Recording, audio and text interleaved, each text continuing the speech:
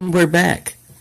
Um, I started core shimming because even though I could stick the key in, because I dropped my key pins out, I couldn't get the drivers out. So I just had started pins 1, 2, and 3 were spools, and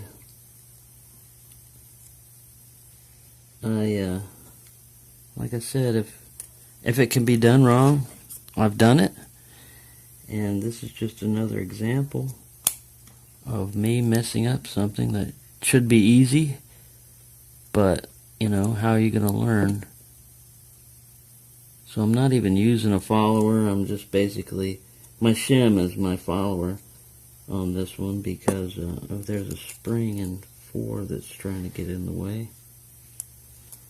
I had to stop the video because this was taking a while.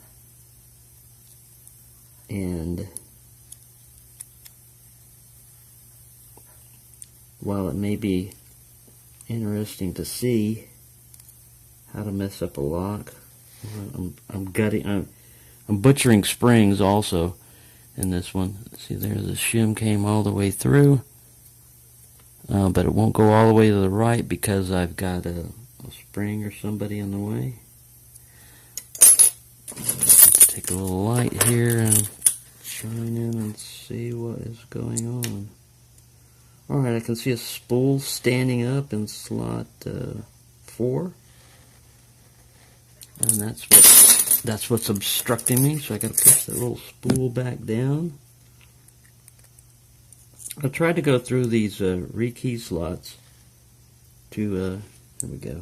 I think I got him going now.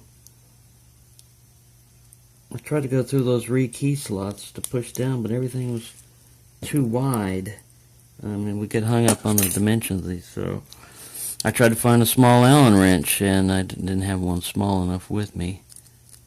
So I thought I was down to that's why I turned the video back on. I thought, okay, I've almost got it. But yes, this is taking quite a while for me to get this done. But oh, there he went. One went bouncing out. I don't think we have to worry about where he was because it looks like all of these guys are. Oh, that was a serrated, which popped out of probably pin 4. It's not going to matter after I do this which slot these guys came out of. As long as I get them done correctly. Stay in there, little spring. Alright, we're down to just like one little thing left. I've been messing with this for about 45 minutes, 30, 45 minutes. Digging around, and that's why I'd stopped the video because I'm going to have to get help from my core shim again. So we'll pull this guy back and try to get him to go over again.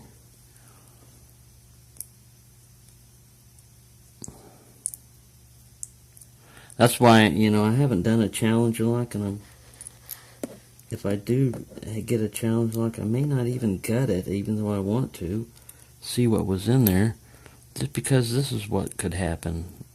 But there we go. I got him falling out. There. That's not the correct way to gut it, but hey, as long as you can get that thing out. Let's look at our core, coarse and hole threading, and no undercutting.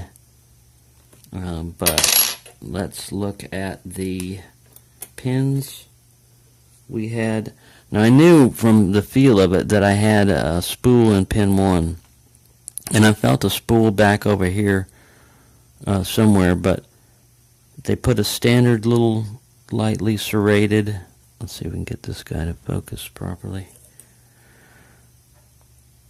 They have a lightly serrated one. This is my pin 1, 2, 3, 4, and 5.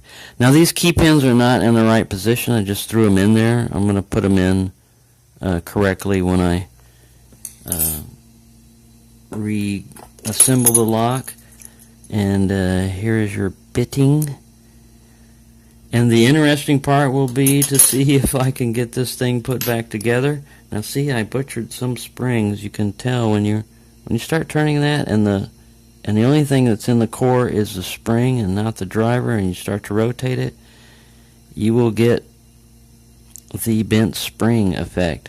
Which, if you're good with, tweezers and everything, you could salvage it.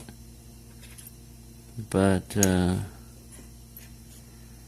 I've got extra springs, fortunately. They're like standard steel springs. Some of them get in focus there. Some of them might be resalvageable. But that's how to do a gutting improperly. I can always demonstrate the improper techniques for anyone that wants to see how to do it wrong. I can come up with that. It's a skill I have, I know. I know a lot of you are envious and jealous, but hey, we've all got to be good at something, and I'm good at screwing things up. I managed to eventually get it all back in together, working condition, and we'll see a video on that. But there we go. This one's taken way too long. Let's look at the little bitting again and show you basically how to screw it. I've recovered all my springs over here. This is where tweezers come in handy, and I'm not using them. That's not a tweezer. Look at it. I was using my deep hook to kind of, or this is actually a medium hook, but I was using a deep hook to try to push those pins down. Anybody that does gutting and everything and makes it look easy, props to you, because it's a skill. I was going to use my little Rayovac follower, and that one's too big, actually, for this Bible. Look at that. I would have had a hard time gutting this thing anyway. Let's see if maybe the little Huck one will fit this. Ooh, this is one case where the Huck follower works better than, and the Master Lock. This is a Master Lock core, but Master Lock bought out American Lock, and these Pro Series I would have thought would have used American Lock cores, but you could probably throw an American Lock core in there. It'll probably fit, but there you go. That's my little adventure in gutting.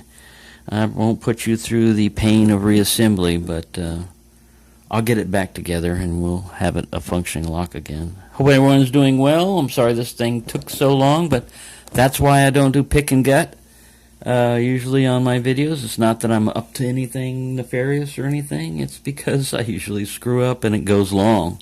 Way longer than it should. There you go. I hope everyone's having a good time. I'm enjoying myself, even though this was frustrating and I need something stronger than coffee to recover from this, but that's the way it goes.